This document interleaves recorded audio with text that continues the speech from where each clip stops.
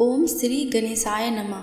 दोस्तों, आज की वीडियो में सुनेंगे माघ मास महात्म कथा का दूसरा अध्याय। इससे पहले जानेंगे माघ मास में स्नान क्यों जरूरी है, कल्पवास का क्या महत्व है, माघ मास की महिमा। माघ मास में जब सूर्य मकर राशि पर जाते हैं तब सब लोग तीर्थराज प्रयाग को आते हैं। देवता, दैत्य, किन्नर और मनुष्यों के समूह जब आदर पूर्वक त्रिवेणी में स्नान करते हैं। स्नान और दान कर पुण्य अर्जित करने के लिए माघ का महीना बहुत ही उत्तम माना गया है। मोक्ष प्रदान करने वाला माघ स्नान पौष पूर्णिमा से प्रारंभ होकर माघ पूर्णिमा को समाप्त होता है। माघ मास में कल्पवास का महत्व। पौष पूर्णिमा से माघ पूर्णिमा तक एक माह का कल्पवास होता है। इस साल 25 जनवरी को पौष पूर्णिमा थी। उस दिन से कल्पवास शुरू हो गया था। माघ मास के समय संगम के तट पर निवास को ही कल्पवास कहा जाता है। संयम, अहिंसा और श्रद्धा ही कल्पवास का मूल आधार होता है। धर्मराज युधिष्ठिर ने महाभारत युद्ध के दौरान मारे गए अपने रिश्तेदारों को सद्गति दिलाने हेतु मार्कंडेय ऋषि के कहने पर कल्पवास किया था। माघ मास की महिमा। माघ मास की ऐसी महिमा है कि इसमें जहाँ कहीं भी जल हो वह गंगा जल के समान ही होता है। फिर भी प्रयाग, कुरुक्षेत्र, हरिद्वार, काशी, नासिक, उज्जैन और अन्य पवित्र तीर्थों और नदियों में स्नान का बड़ा महत्व है। माघ स्नान करने वाले मनुष्यों पर भगवान विष्णु प्रसन्न रहते हैं और उन्हें सुख, सौभाग्य, धन, संतान और मोक्ष प्रदान करते हैं। यदि सकाम भाव से माघ स्नान किया जाए तो उससे मनोवांछित फल की सिद्धि होती है और निष्काम भाव से स्नान आदि करने पर वह मोक्ष देने वाला होता है, ऐसा शास्त्रों में कहा गया है। मत्स्य पुराण में वर्णन है कि माघ के महीने में गंगा, यमुना, सरस्वती के संगम में स्नान करने से 10 तीर्थों के साथ सहस्त्र कोटि तप का पुण्य प्राप्त होता है। ऐसे पुण्य क्षेत्र में जो स्नान, दान आदि के फल हैं वे अन्य कहीं नहीं प्राप्त हो सकते। इसी कारण यह विश्व में अन्य तीर्थों से सबसे विशिष्ट तीर्थ माना गया है। मत्स्य पुराण का कथन है कि माघ मास में जो व्यक्ति ब्रह्म वैवर्त पुराण का दान करता है उसे ब्रह्मा लोक की प्राप्ति होती है। अब श्रवण करेंगे माघ मास का महात्म का दूसरा अध्याय। राजा के ऐसे वचन सुनकर तपस्वी कहने लगा कि हे राजन, भगवान सूर्य बहुत शीघ्र उदय होने वाले हैं, इसलिए यह समय हमारे लिए स्नान का है, कथा का नहीं। सो आप स्नान करके अपने घर को जाओ और अपने गुरु श्री वशिष्ठ जी से इस महात्म को सुनो। इतना कहकर तपस्वी सरोवर में स्नान करने के लिए चले गए और राजा भी विधि पूर्वक सरोवर में स्नान करके अपने राज्य को लौटा और रानीवास में जाकर तपस्वी की सब कथा रानी को सुनाई। तब सूत जी कहने लगे कि महाराज, राजा ने अपने गुरु वशिष्ठ जी से क्या प्रश्न किया और उन्होंने क्या उत्तर दिया, सो कहिए। व्यास जी कहने लगे, हे सूत जी, राजा दिलीप ने रात्रि को सुख से सोकर प्रातः समय ही अपने गुरु वशिष्ठ जी के पास जाकर उनके चरणों को छूकर प्रणाम करके तपस्वी के बताए हुए प्रश्नों को अति नम्रता से पूछा कि गुरुजी, आपने आचार, दंड नीति, राज्य, धर्म तथा चारों वर्णों के चारों आश्रमों की क्रियाओं, दान और उनके विधान, यज्ञ और उनकी विधियां, व्रत, उनकी प्रतिष्ठा तथा भगवान विष्णु की आराधना अनेक प्रकार से तथा विस्तार पूर्वक मुझको बतलाई। अब मैं आपसे माघ मास के स्नान के महात्म को सुनना चाहता हूँ, सो तपोधन नियम पूर्वक इसकी विधि समझाइए।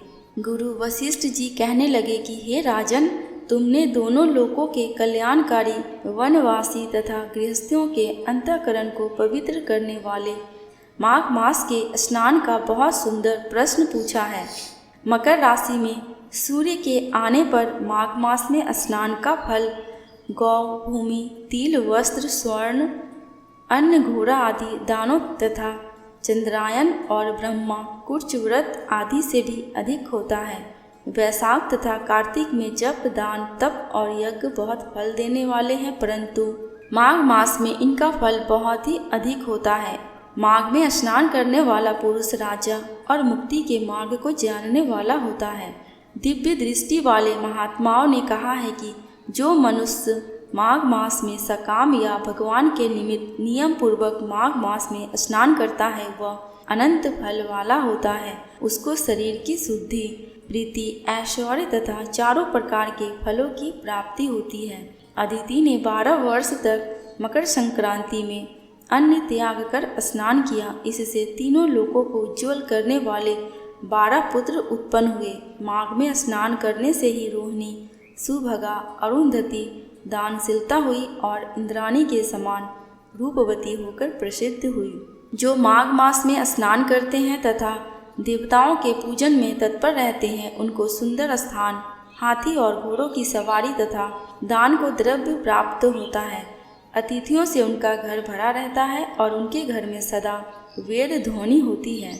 वह मनुष्य धन्य है जो माघ मास में स्नान करते हैं, दान देते हैं तथा व्रत और नियमों का पालन करते हैं। और दूसरों के पुण्यों के चिन्ह होने से मनुष्य स्वर्ग से वापिस आ जाता है, परंतु जो मनुष्य माघ मास में स्नान करता है वह कभी स्वर्ग से वापिस नहीं आता।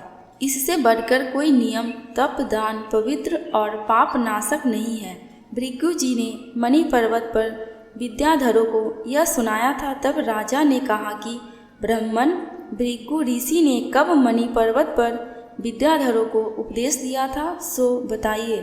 तब ऋषि जी कहने लगे कि राजन, एक समय 12 वर्ष तक वर्षा न होने के कारण, सब प्रजा छिन्न होने के कारण संसार में बड़ी उद्विग्नता फैल गई। हिमाचल और विंध्याचल पर्वत के मध्य का देश निर्जन होने के कारण श्राद्ध, तप तथा स्वाध्याय सब कुछ छूट गए। सारा लोक विपत्तियों में फंसकर प्रजाहीन हो गया।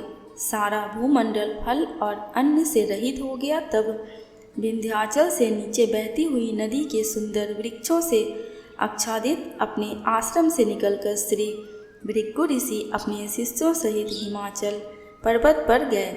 इस पर्वत की चोटी नीली और नीचे का हिस्सा सुनहरी होने से सारा पर्वत पीताम्बरधारी श्री भगवान के सदृश लगता था।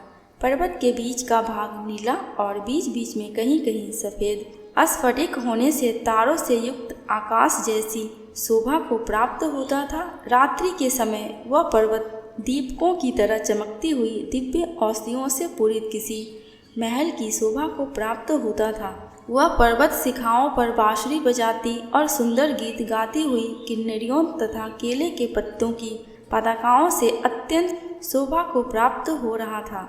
यह पर्वत नीलम, पन्ना, पुखराज तथा इसकी चोटी से निकलती हुई रंग बिरंगी किरणों से इंद्रधनुष के समान प्रतीत होता था। स्वर्ण आदि सब धातुओं से तथा चमकते हुए रत्नों से चारों ओर फैली हुई अग्नि ज्वाला के समान शोभायमान था। इसकी कंदराओं में काम पीड़ित विद्याधरी अपने पतियों के साथ आकर रमन करती हैं और गुफाओं में ऐसे ऋषि मुनि जिन्होंने संसार के सब क्लेशों को जीत लिया है, रात दिन ब्रह्म का ध्यान करते हैं और कई एक हाथ में रुद्राक्ष की माला लिए हुए शिव की आराधना में लगे हुए हैं।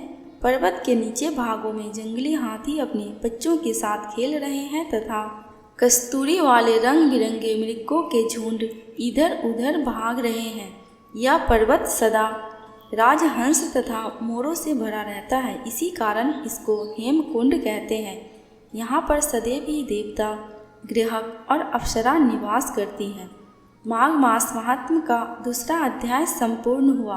तीसरा अध्याय दूसरी वीडियो में सुनेंगे।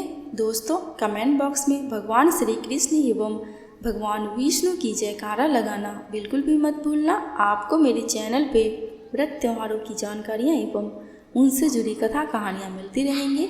अगर आपको ये वीडियो थोड़ी सी भी अच्छी लगी हो तो प्लीज़ मेरे चैनल को सब्सक्राइब करके मेरे वीडियो को लाइक एंड शेयर कर देना। अंत तक वीडियो में बने रहने के लिए आपका दिल से बहुत बहुत शुक्रिया।